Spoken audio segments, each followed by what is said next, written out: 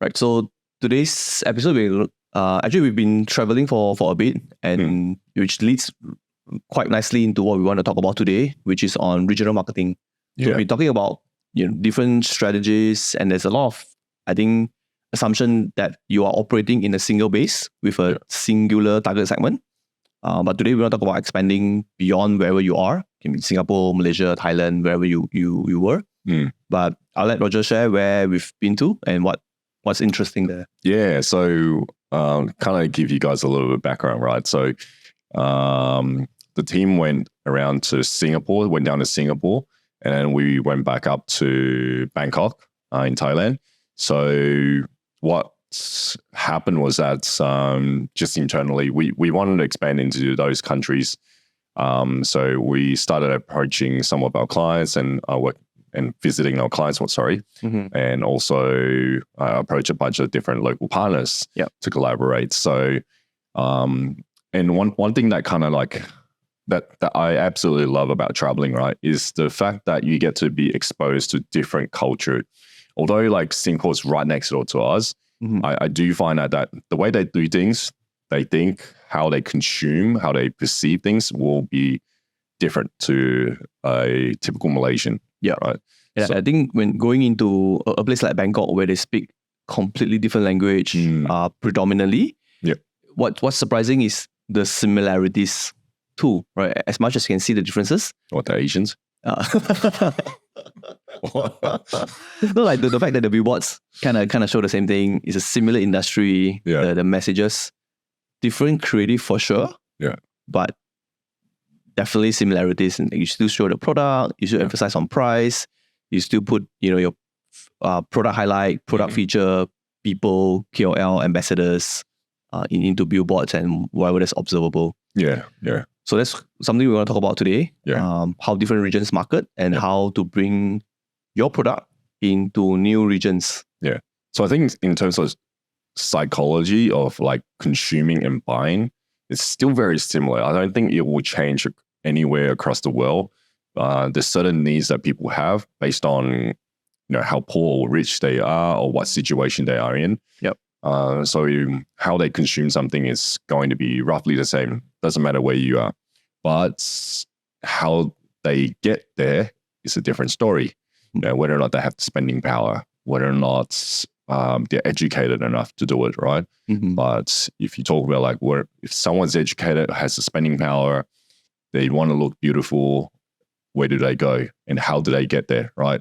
So, and I think what sort of medium they consume and what content they treat as authentic, genuine, or reliable, I think that differs quite a bit across the country. Correct. But the fundamentals is the same, right? I think you are really going to buy a product based on your emotional need or practical need. You are really going to trust based on some form of brand recognition or loyalty, some form of brand authority, some form of reliability. So I think the fundamental of buying is the same, but what gave rise to the brand loyalty, what gave rise to the authenticity, what gave rise to the reliability can be different. And I think as a brand owner or product owner across different region, it's definitely something you should be aware of before moving into the new service, the new areas. All right, let me hit you with this question. Singapore. If you had a brand from Malaysia and you want to go into Singapore, how would you do it? Let me clarify that. Let me give you a specific brand. I have a scarf. I'm a scarf brand for, I guess, the more, what do you call it? Modest wear, for the modest wear. And I want to take it down to Singapore. Right. Because obviously there's a huge Muslim community there too. We're growing. So I have this business, take it away. Right. So I think for moving into a matured country or developed market like Singapore, there are probably two things I will focus on. One is the product differentiation. So how are you different from a generic product that I can easily find in Singapore already? Right. Second would be brand storytelling. And that's one of the benefits of moving into a matured country, which is the fact that the general population is a lot more educated. So you can put a story behind the brand, can put a story behind the product, can put meaning behind the product, and that would bring better recognition, better defensibility, and a better premium. Hopefully translates to better premium when it comes to pricing as well. So, going to a night market or morning market, finding a generic, like imported scarf from Indonesia or from China versus a brand founded by a Muslim lady because she believed in certain benefits of a scarf, therefore translating it because she couldn't find an equivalent product there and trying to then spread that story. I feel that storytelling approach is going to be the right way for a brand to start in a matured country. Right. Okay. So brand storytelling, how would I get in straight away? If I want to sales right now. Immediately, if you want to get sales right now, not try. Honestly though, like be very honest, I'm the client right now. How would you tell me or what would you say to me if I'm telling you right now, I want to go to Singapore, I want to make some money already? I would say step 1, website. Step 2, UGC. Step 3, run ads. Run ads. Safest way to start. Okay. You want to tell me that slow your horse, it's not going to happen so quickly? You want to tell me like, look, you still need a brand story. Otherwise, like no one's going to care about. Right. So that's assuming you already have your brand story, right? Oh, okay, so we still need to sell the story. So if you're a generic brand without a brand story, then you have no competitive edge, you have no defensibility, and price. As much as you think that price is a differentiator, it absolutely doesn't matter. It absolutely doesn't matter in the market where someone else can always be cheaper than you. Yep. Right. So you definitely need that. But how would you approach that? Well, I say the same thing, but let me come up with something a little bit different. I think what I would do is seed the market with a problem that has with a story that has a problem in it that agitates. Right. So what I mean by that is I'll probably go in using like, UGCs, using influencers, using maybe artificial content to kind of create this issue of like, for example, like my majority of them hate wearing scarf because it's just way too hot, right? Yeah. So let's just pretend like mine actually cools you down and whatnot. So that's my biggest issue. Like people just, always sweating and it's always stinky and there's always BO stuck to the scarf and whatnot. So I'll just keep on agitating that, right? Then obviously I'll come through it as a superhero. There's a new launch, blah, blah, blah. I'll use it as a new founder story. Like I just recently founded this thing and go in the market. Yeah. That's big budget, very big budget. But then I'll still do what you do. I will kind of elaborate a little bit more on that, right? Especially on the budget and on the story. So because you're not a new market, you didn't found the product in Singapore. You started in Malaysia already, and you're trying to expand to Singapore. Yeah. So inherently, there is already a story that it's successful in Malaysia. Correct. Yeah. Or at least you want to pretend like you're successful in Malaysia. Yeah. And now you want to come into a new market. Yeah. Like bringing a product that we see fit into that new market. I think that's probably another angle I'll add to the story. Yep. Okay. And second is budget. I know, brands hate talking about budget, right? Yeah. But here's the reality. I don't care who you're talking to. Yep. If anyone promises you that they can grow and get your brand viral without any budget or with a small budget, I guarantee you they're lying to you. Yeah. The bigger the brand, the more they spend. So it's not because we want to make more out of you, right? Like honestly, we don't make off your media budget. Yep. But it's an awkward conversation we want to quickly get out of the way. I think we've gone it through enough clients to know that if you don't put your money where your mouth is, your brand really isn't going to go that far. Absolutely. And this is probably a different segment, like different topic altogether. But like there's a reason why if you look at like the profit margin, you want to buffer for advertising or even marketing inside the product margin itself, right? Like let's say 20 to 30%. So if you can do like 3x the amount of your cost of goods, then you definitely have that margin there to play with. And at the end of the day, it's going to be whoever spends the most, whoever can spend that much to get the audience or to get the attention of people. Or unless you're super, super, super good at capturing people's attention, then that's a different story. Yeah, even if you have a product that's somewhat differentiated, it really doesn't matter, because if you can make a product shine with a small budget, there's someone else who can 10x your budget with the exact same product. And then you just drown. Right? All right, let's go back to what you were saying, that because Singapore's a developed country, right? Would you do the same thing in somewhere less developed? Say Thailand or Vietnam. I was going to say like Laos or Cambodia. So I think two different market for sure.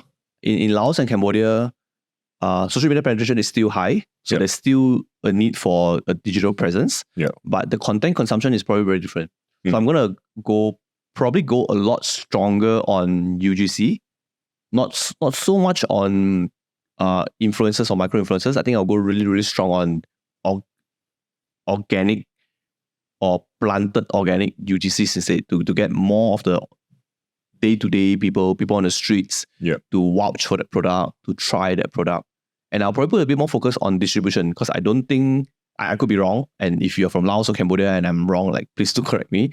I don't think the last mile is as strong, say, compared to, say, Bangkok or Vietnam. So distribution is going to be another factor to consider beyond just getting the brand to be hyped up, right? So probably a lot more collaboration on the ground, get your product presence, and not so much on the brand story, but more on the user story. I would think. Okay, interesting.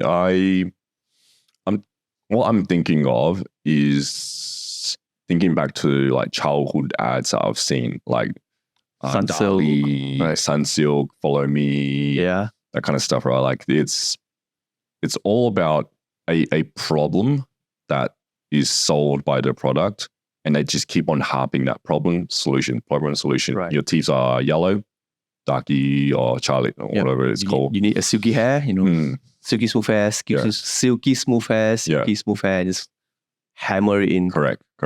So there's not a lot of brand story per se to kind of talk about like where the founder started or why the brand came about, all that stuff, right?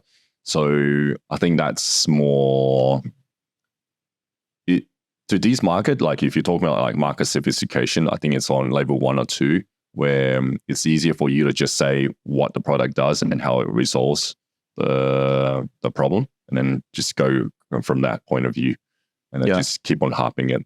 I think that's valid, and also depending on the penetration of bigger brands that already exist there, I think there's a good opportunity for newer brands to come in as well. So, yeah.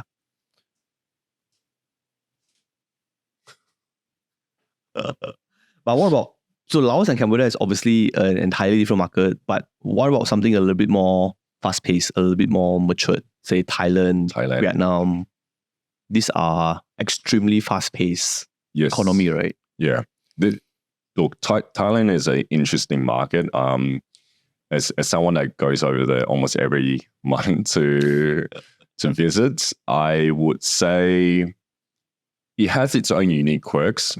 I still believe that, like, for example, right, Thailand doesn't use WhatsApp. Majority of the time they use Line.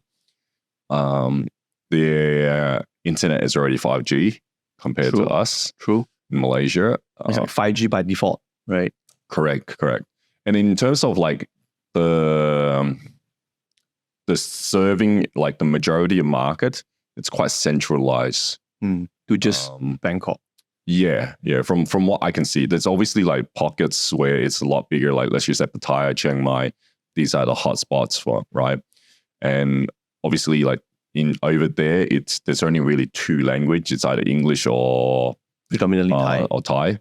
So it's quite easy for you to understand. Like if you put English out there, you're most likely going to be targeting expats. If you put Thai, then you're definitely targeting the local Thais. Which is really interesting, right? Because the first thing I noticed when I got to Bangkok was the billboards. Yeah. And I first saw a couple of beauty products. I think hair shampoo and lipsticks and something like that. and it's all in Thai. And immediately that was the first thing that clicked to me, right? I have no idea what these billboards are talking about. Yeah. Even though I'm in a tourist area. Yeah. But then I see a property billboard and it's all in English. Yeah. So I do get your point, right? I think when you're trying to target expat, it's English. Yeah. Whenever it's not, it's in a local language. Yeah. But I wonder how much of it is governed by a local regulation versus targeting. So in Malaysia, right, we all know that billboards has to be in Malay predominantly. Yeah. So even if you're trying to target expat, it's really, really hard. You try to play around, try to get away with it, try to circumvent the rules a little bit here and there. But it's the ruling in Malaysia makes it difficult for you to have an ad, for you to have a billboard in English. Yeah. Even if you're trying to target expat, even in the middle of a secure city. True. I guess never thought of that one. I know that fact. Recently, you told me that. But for Thailand, I'm not too sure. But it could be, right? It could be one of the regulations that you do have to advertise and say everything in Thai.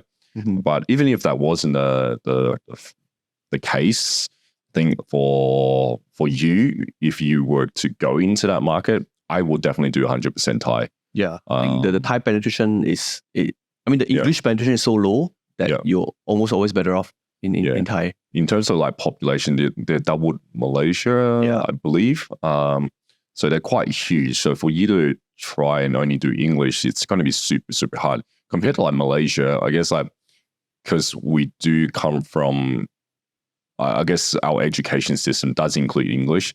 It's a lot easier for you to just do English. And secondary to that will probably be Bahasa Melayu. Yeah. Which is, I guess, the most popular language that everyone knows in this country.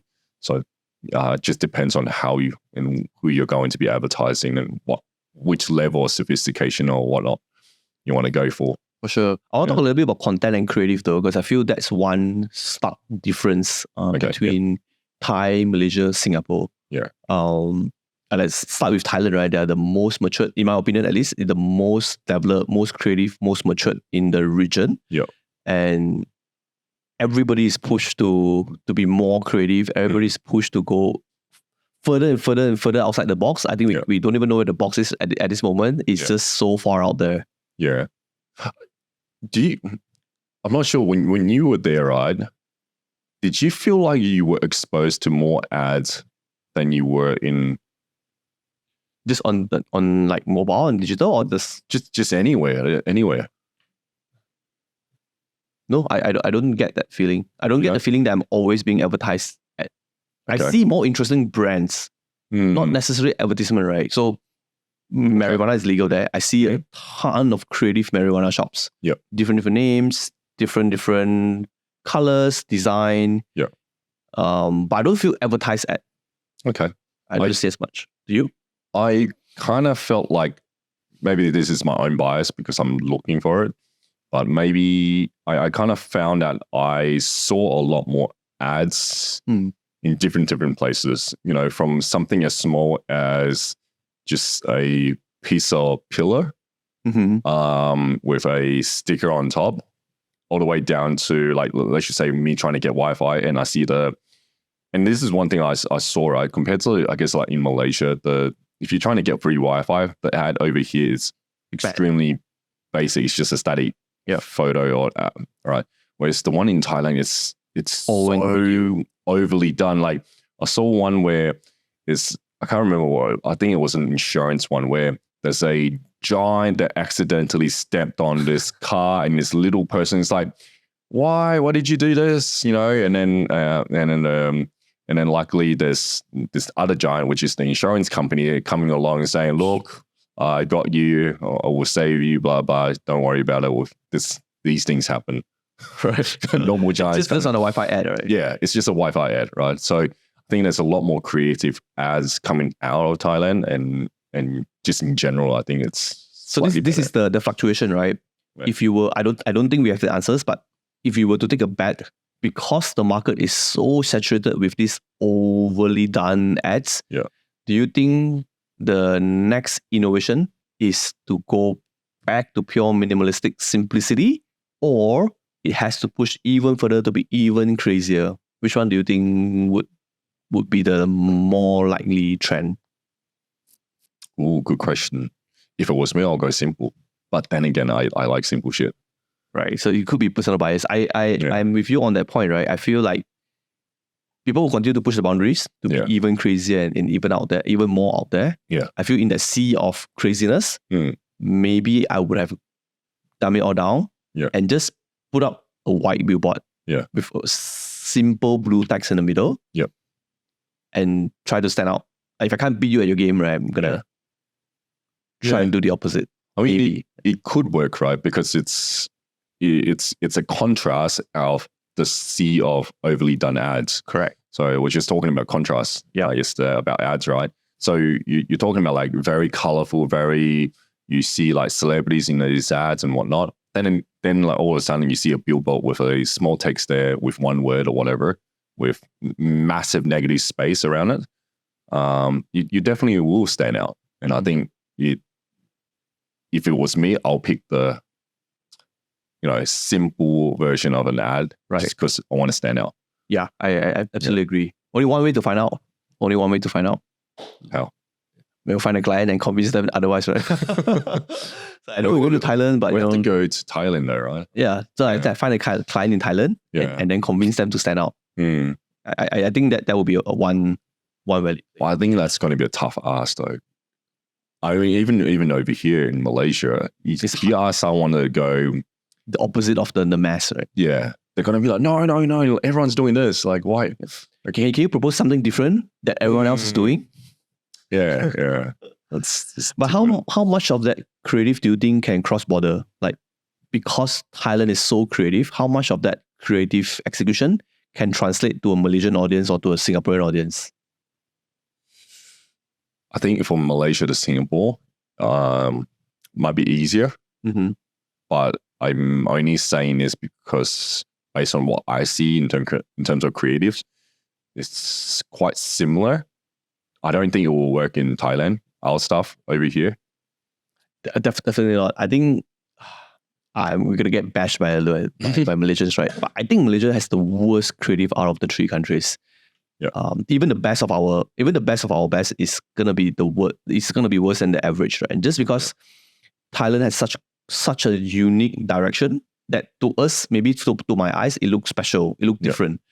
And even down in Singapore, there's so much cleverness in the way they market, and they can be pushing about a product, but they're marketing a concept, or they can be pushing about a service, but they're marketing about an idea, and that's an intellectual gap that we could never execute in Malaysia. Like, it was something that the client would never agree because, it's not direct enough. People are not going to understand it. It's too complicated. It's too far. But we can't get cleverness if we always push for direct. Yeah, correct. Well, I think there's one thing about like between Singapore and Malaysia will be, I think it's a lot easier for us to go to Singapore than Singaporean companies who come to Malaysia. Really? How so? I kind of feel like because Singapore is so small, with only a limited of resources, you can probably penetrate the whole market there. Right? Like, so because of how efficient they are in terms of integrating, like we saw an ad on the subway, right? Or not subway, like in one of the malls going up with the TVs and whatnot. It's easy for you to know that there's only 5 locations where there's going to be like 5 places. You know exactly where 20, 30-year-old are going to be there, where they want makeup done, that kind of stuff. So it's easier for you to understand and pick up these locations compared to like Malaysia. Where do you start? Right. Like, do we start in KLCC? Is that where majority? Maybe no, because that's probably where all the expats are. I think that's the benefit of having a local partner, right? Because if your country is so developed, like say Singapore, any Malaysians who is somewhat familiar with Singapore would know where's the CBD. But in Malaysia, actually, where is the CBD? Correct. Right. There are probably more workforce in PJ than in KLCC. And is KLCC really where things are happening? Correct. Or is it Bangsa? Is it Mont Kera? You really don't know unless you know what you're trying to look for, right? You may not find them in KLCC. Correct. And if you ask different people, they'll have different answers as well. Yeah. I guess that's why you have us to tell you what to do and how to execute it as well. No, exactly. And that's one of the biggest reasons why we want to go regional, right? I think beyond just expanding the business, a lot of it has to do with cross collaboration, bringing expertise around the globe, understanding how others work, and then trying to localize it to our market, and being able to just have that, even if it's not physical presence, being able to have access to resources or access to partnership in that other region immediately give us an added advantage when we're trying to serve, say, a Thai client or a Singaporean client or an Australian client who wants to come to Malaysia. Just being able to understand your perspective. Yeah. Right. Yeah. So that's pretty much what we want to talk about in this episode. Yes. I'm really looking forward to season 2. Can't wait to bring all the guests that we have in mind onto this show. We actually have a guest in the room here. Just they're just observing today. Hopefully we haven't scared them off for next episode. But not just yet. Hopefully you can get them just in soon. All right, so we'll wrap it up there. That's season 2, episode 1. And as usual, do like, comment, share, follow. Let us know how we can improve. Definitely keen to do that. But yeah, thanks so much for watching. See you in the next one. See ya.